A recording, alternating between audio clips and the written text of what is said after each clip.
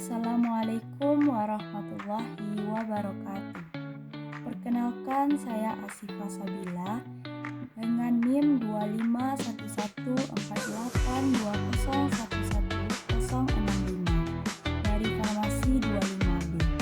Baiklah, pada video kali ini saya akan menjelaskan materi tentang pemikiran Muhammad Natsir terhadap bangsa dan umat, serta relevansinya dengan kondisi bangsa dan umat pada saat ini. Pemikiran Muhammad Natsir terhadap bangsa dan umat, serta relevansinya dengan kondisi bangsa dan umat pada saat ini. Profil singkat.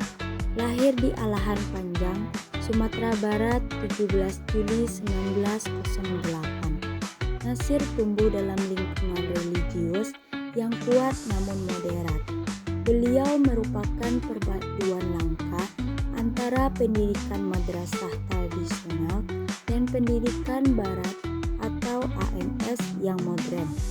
Kedekatannya dengan tokoh seperti Ahmad Ahsan membentuk karakter intelektualnya yang kritis namun sangat santun dalam berdebat.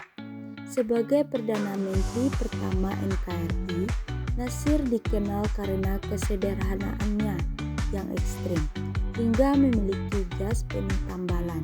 Beliau adalah pendiri Partai Masyumi, wadah aspirasi politik umat Islam yang paling demokratis pada masanya. Mosi Integral Penyelamat Keutuhan NKRI.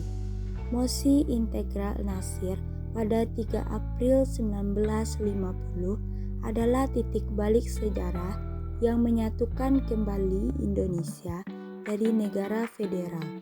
Beliau melihat bahwa bentuk negara serikat atau RIS adalah warisan kolonial yang berpotensi memecah belah persatuan rakyat. Dengan diplomasi yang cerdas, Natsir meyakinkan semua fraksi untuk kembali ke bentuk negara Kesatuan Republik Indonesia. Keberhasilan ini membuktikan bahwa bagi Natsir, Islam adalah perekat persatuan, bukan faktor pemisah dalam struktur negara.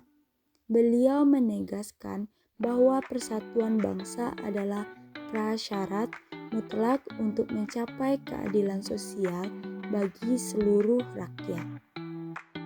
Islam sebagai fondasi moral bangsa. Natsir berpendapat bahwa Islam bukan hanya sekumpulan ritual, melainkan panduan moral yang menyeluruh dalam bernegara. Beliau menekankan bahwa nilai-nilai keadilan, kejujuran, dan kesetaraan dalam Islam bersifat universal bagi seluruh rakyat. Menurutnya, seorang Muslim yang baik secara otomatis akan menjadi warga negara yang jujur dan anti korupsi. Agama harus menjadi sumber inspirasi bagi para pengambil kebijakan untuk selalu berpihak pada kebenaran dan keadilan. Natsir menolak sekularisme ekstrim yang mencoba membuang peran agama dari ruang publik dan sistem pemerintahan. Beliau memandang negara berketuhanan adalah bentuk terbaik untuk Indonesia yang masyarakatnya sangat menjunjung nilai religius. Demokrasi dan kedaulatan rakyat. Natsir adalah pembela demokrasi sejati yang percaya bahwa rakyat memiliki hak penuh dalam menentukan masa depannya. Beliau memandang demokrasi sebagai mekanisme musyawarah yang sejalan dengan prinsip syura dalam ajaran Islam. Demokrasi menurut Natsir tidak boleh menjadi tirani mayoritas, melainkan sistem yang menjamin hak-hak bagi semua golongan. Beliau menekankan pentingnya oposisi yang kritis dan konstruktif untuk menjaga keseimbangan kekuasaan dalam pemerintah.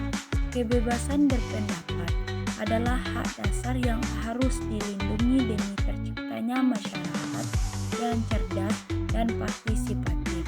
Natsir membuktikan bahwa Islam sangat kompatibel dengan demokrasi asalkan dilandasi oleh moralitas dan tanggung jawab. Selanjutnya yaitu keadilan sosial dan pemberdayaan ekonomi. Pemikiran ekonomi Natsir berfokus pada pemerataan kesejahteraan agar tidak terjadi jurang yang dalam antara kaya dan miskin. Beliau mendorong umat untuk menjadi mandiri secara ekonomi agar memiliki martabat dan tidak tergantung pada bantuan asing. Natsir sangat mendukung pengembangan zakat dan wakaf sebagai instrumen untuk menggerakkan ekonomi umat kelas bawah. Keadilan sosial baginya adalah ketika kekayaan alam Indonesia dapat dinikmati oleh seluruh rakyat, bukan segelintir elit.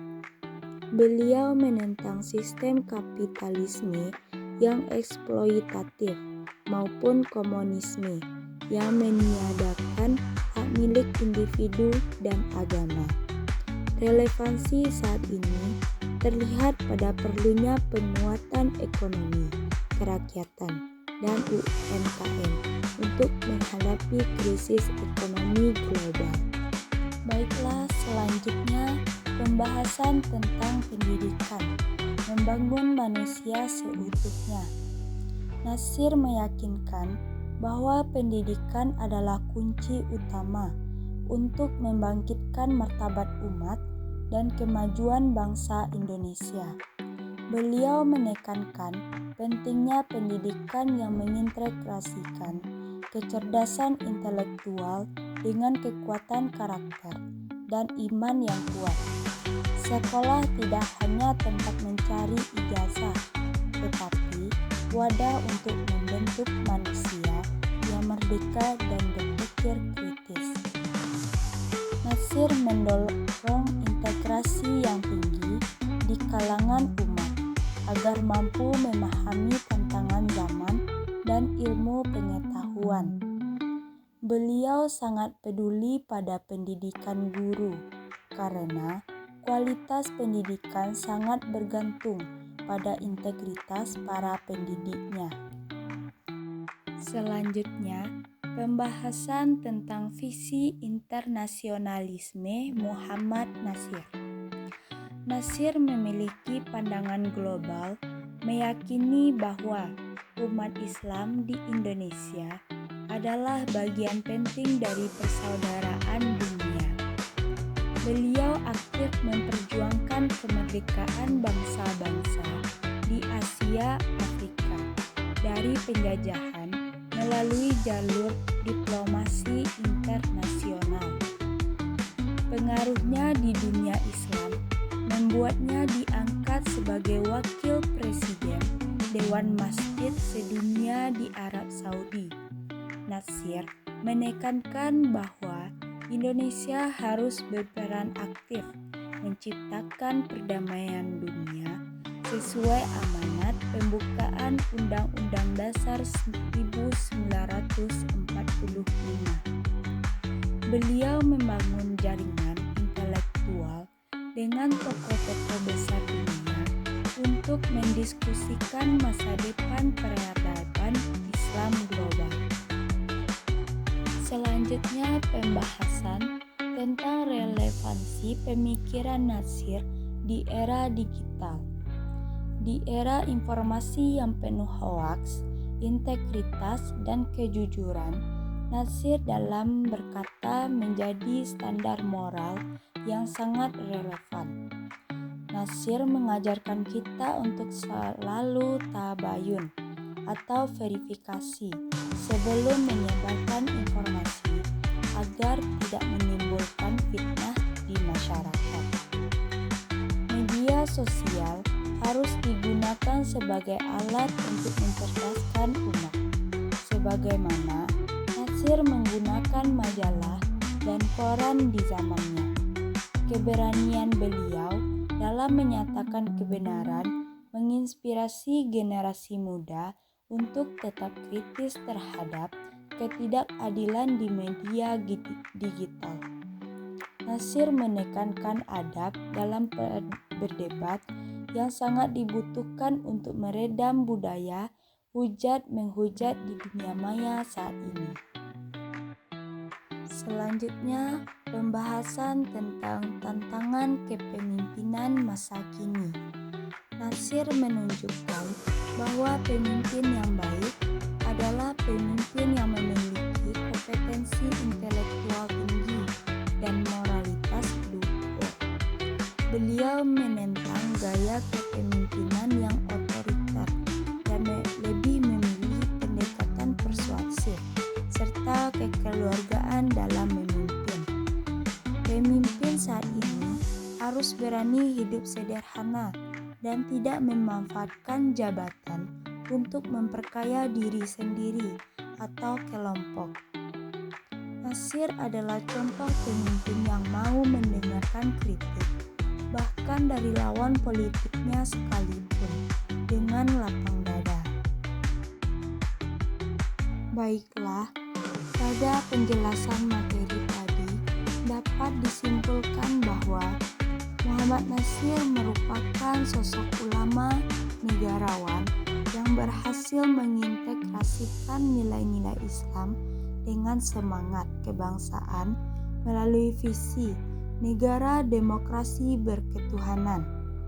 Peran sejarahnya yang paling fenomenal adalah mencetuskan Mosi Integral tahun 1950, sebuah langkah diplomasi cerdas yang berhasil menyatukan kembali serpihan negara federal menjadi Negara Kesatuan Republik Indonesia atau negara NKRI.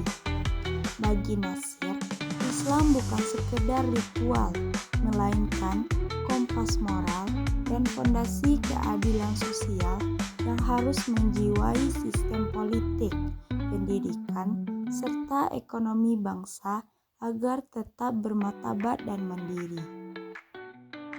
Baiklah, hanya sekian penjelasan materi dari saya. Apabila ada kata-kata yang salah, saya mohon maaf.